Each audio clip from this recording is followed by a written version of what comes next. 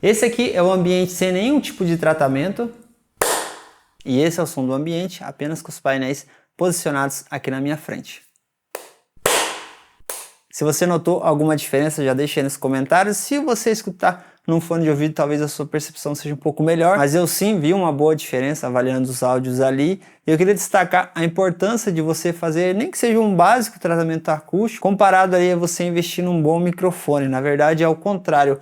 Quanto melhor, quanto mais caro, mais top seja o seu microfone, mais você tem que caprichar ali no seu tratamento, porque normalmente microfones melhores captam bem mais sons, e quando você está num ambiente que não tem nenhum tipo de tratamento, num ambiente fechado, igual é aqui, o microfone vai acabar captando todos os sons que bate e volta, bate e volta. Só uma explicação básica aqui: o eco é o som quando você fala, ele bate numa superfície, daí ele volta, ou seja, basicamente você escuta duas vezes o mesmo som e o microfone também capta duas vezes. E o reverb é quando esse mesmo som ele bate em vários lugares. Por exemplo, ele bate uma vez, daí bate de novo. Basicamente é isso, tem uma explicação mais profunda sobre isso, mas basicamente é isso. O eco, reverb são coisas que a gente não quer em excesso ali no nosso áudio. Vale lembrar que sim, algumas situações a gente coloca eco, né? É desejado um pouquinho de eco, um pouco de reverb ali no tom da voz ou no instrumento que está ali gravando. Só que a ideia é você adicionar eco, que é praticamente fácil, para qualquer editor você consegue fazer isso, ao invés de você tirar o eco. O problema é quando você tem que tirar o eco, né? Pode colocar em qualquer tipo de editor. Ele tem sim uma melhora no tratamento do eco, do reverb, mas sempre ele degrada bastante o áudio original. Então, em algumas situações, o eco, o reverb, são bem-vindas, mas desde que você coloque na pós-produção e não precise tirar ele. Mas vamos lá, como eu fiz esses painéis acústicos? Eu utilizei lã de rocha, normalmente ela é vendida numa medida padrão de 1,20 por 60 centímetros e eu escolhi a minha com 5 centímetros de espessura. Algumas têm 2,5 centímetros de espessura. Basicamente a regra é quanto mais espessa, melhor vai ser o tratamento. Se você quiser colocar duas de 5 centímetros, vai ficar mais top ainda, mas em geral as de 5 centímetros já é o suficiente. E a lã de rocha que eu utilizei, ela tem densidade de 32, eu acho que é o suficiente. Tem uma de 64 também. Na prática, por uso comum, assim, eu acho que não dá tanta diferença assim, pelo menos que eu pesquisei. A de 32 é mais barata e é bem mais fácil de você achar. Para fazer o quadro, eu utilizei umas ripas de madeira pinus, que é uma das mais baratas que você encontra, os parafusos para fixar ela e o tecido. O tecido eu utilizei esse Oxford, que é um tecido bem barato para você comprar. Tem algumas ressalva que eu vou deixar ali na sequência, mas ele serve 100% para isso sim. Lembrando que todos os materiais que eu utilizei eu vou deixar aí na descrição, exatamente os mesmos materiais que eu comprei, salvo das madeiras que eu comprei aqui perto mesmo, porque comprar pela internet, na minha situação aqui,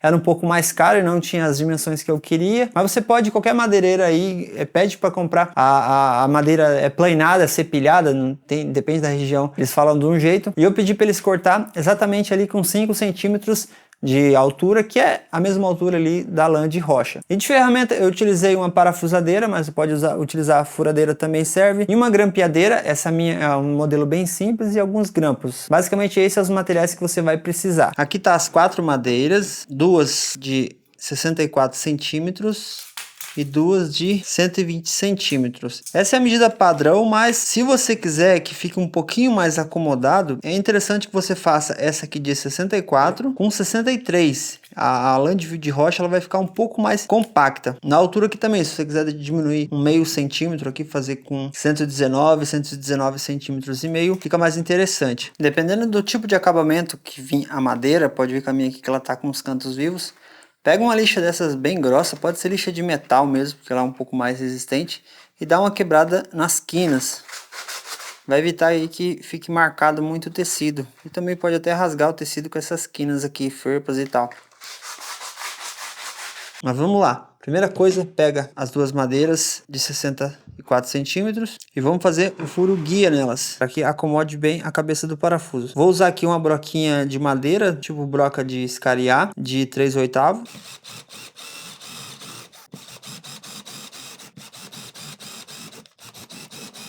Vai fazer isso dos dois lados.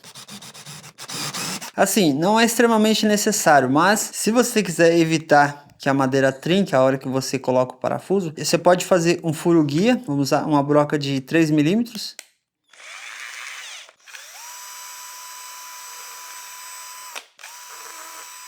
Vai posicionar ela bem alinhada aqui, o mais alinhado possível. Como essas minhas madeiras aqui, ela não veio com o corte preciso, então eu tenho que fazer meio no olho. Mas o importante é que o alinhamento entre as duas esteja correto. Só segura ela aqui e faz o furo guia.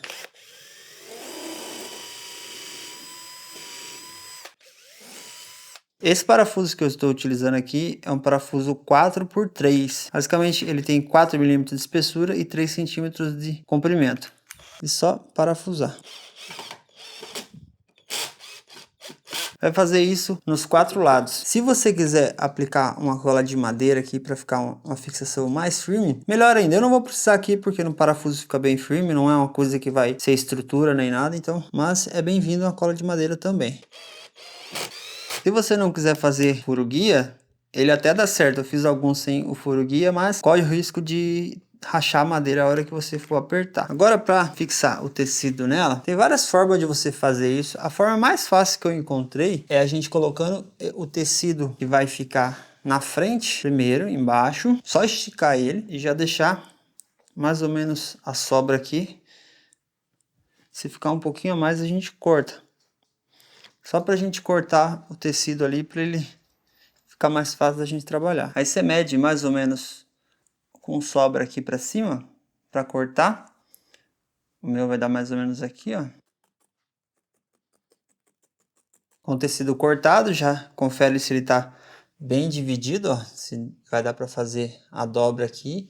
Deixa ele mais ou menos esticado, para ver que o meu ele tá com bastante vínculo, né? Que ele vem dobrado. Para posicionar a lã de rocha, eu vou usar 2 sacolas de mercado mesmo. Interessante você utilizar uma luva, qualquer proteção, porque ela irrita um pouco, assim, não tem nenhuma, não é prejudicial nada, mas ela só vai irritar se você pegar a mão sem nada. Pode ser que não irrite também, pessoas que têm uma resistência maior, mas por garantia, pega essa lã de uma sacola. Outro detalhe, eu dei uma chacoalhada nela. É bom que você faça isso numa área aberta, que não tenha nada próximo, assim, para não jogar a lã de vidro para todo lado, que ela tem partículas muito pequenininhas. Só para tirar uma poeirinha que vem da própria fábrica. Então eu já chacoalhei a minha lá fora aqui e agora vamos posicionar ela.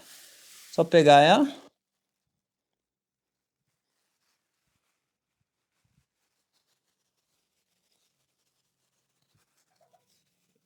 Pode ver que ela fica com uma folguinha em alguns lugares. Se fosse mais ou menos um meio centímetro menor, ela ficaria bem encaixadinha. Mas assim, ficou legal também. Esse TNT que eu vou utilizar aqui é um TNT de 80 gramas, se eu não me engano, o peso dele. Ele é um pouco mais grosso do que o TNT convencional. Na verdade, eu fiz alguns com o TNT mais fino que eu já tinha aqui, mas esse aqui eu comprei porque ele é mais grosso, fica com acabamento melhor. Só para você ter uma noção, esse aqui é um TNT convencional, um de 40 gramas, e esse aqui é o de 80, ó, você vê que ele é bem mais denso. Agora a gente cobre a peça. Se quiser aproveitar o alinhamento do esquadro, ó, que essa peça ela vai bem rente. Então a gente já aproveita aqui mesmo. Deixa ela bem alinhadinha aqui, ó. Vou utilizar um grampeador simples, desse que você encontra fácil aí. O grampo que eu estou utilizando é o pequeno também, se eu não me engano é o de 8 mm. Basicamente você vai travar os 4 lados primeiro. Vou colocar esse aqui, o diagonal dele, pode esticar já. O outro diagonal. Se o grampo ele não entrar bem, ó, você pode dar uma batidinha com o martelo. Esse primeiro aqui, você não precisa colocar vários grampos porque vai vir o outro tecido que vai colocar mais grampo. Então aqui é só... Agora é só tirar o excesso. Agora fixar o tecido que vai ficar à mostra. Pode dobrar ele aqui, ó, fazer uma dobrinha nele. Não precisa esticar muito aqui, a gente estica mais do outro lado lá. Aqui do outro lado você pode esticar um pouquinho mais. Faz a dobrinha. Agora a gente vai prender ela do meio para fora. Você pode ir dobrando aqui, ó, e puxa aqui também, ó, para ele ficar bem esticado.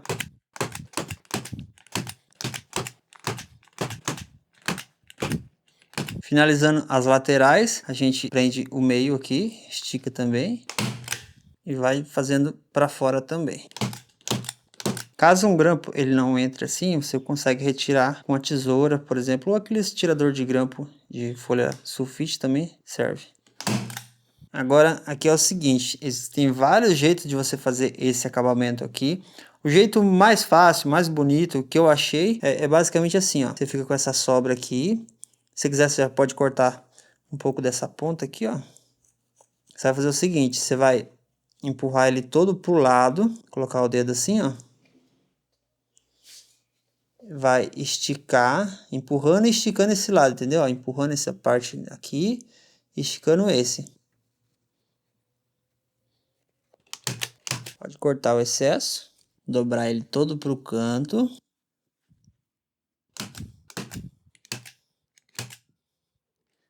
E tá pronto seu painel acústico.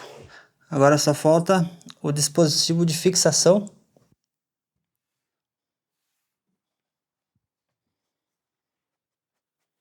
Agora, algumas ressalvas sobre a fabricação desses painéis, e esse é um dos motivos porque eu não posicionei os meus nos locais corretos ainda. Eu vou fazer pelo menos mais 6 painéis, já comprei o material, e a ideia é que fique melhor do que esse que eu já fiz. Em relação às dimensões da madeira, eu vou fazer elas ali mais ou menos 1 centímetro menor dos dois lados, para que a lã de rocha ela fique um pouco mais acomodada dentro do quadro. O tecido, como eu já tenho esse tecido aqui, sobrou uma boa parte de tecido, eu vou simplesmente colocar aquelas manta acrílica, aquelas que chamam de perlon também, vou colocar ela ali embaixo do tecido, para que fique um acabamento melhor e não mostre ali o detalhe da madeira ali sobre o tecido. E essa é uma coisa que eu não gostei muito, mas como eu queria esses painéis brancos, né, dificilmente você consegue tirar essa transparência do branco, quando você utiliza ali tecidos mais finos. Normalmente o pessoal faz esse tipo de painel utilizando na cor preta, né, o tecido Oxford na cor preta, ou um cinza. Na verdade o cinza eu queria até fazer, mas eu não achei. Mas o preto ele não fica esse destaque, essa transparência igual fica o branco. E na sequência vai sair outro vídeo mostrando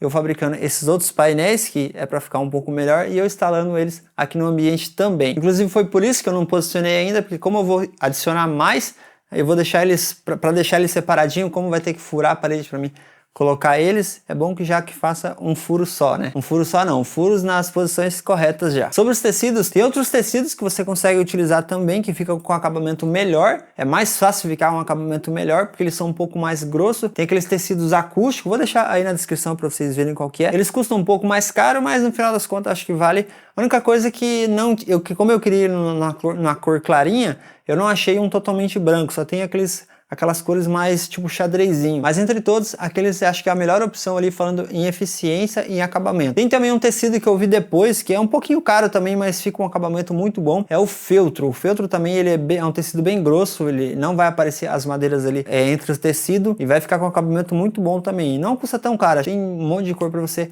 ali personalizar. Na verdade, você pode utilizar qualquer tecido que passe vento sobre eles, né? Não pode ser aqueles tecidos tipo impermeáveis, aqueles tecidos tipo blackout, assim, que não passa vento sobre eles, mas fora isso, você pode utilizar qualquer tecido ali que vai ficar muito bom. E para fixar eles, eu vou utilizar, quando eu for fixar,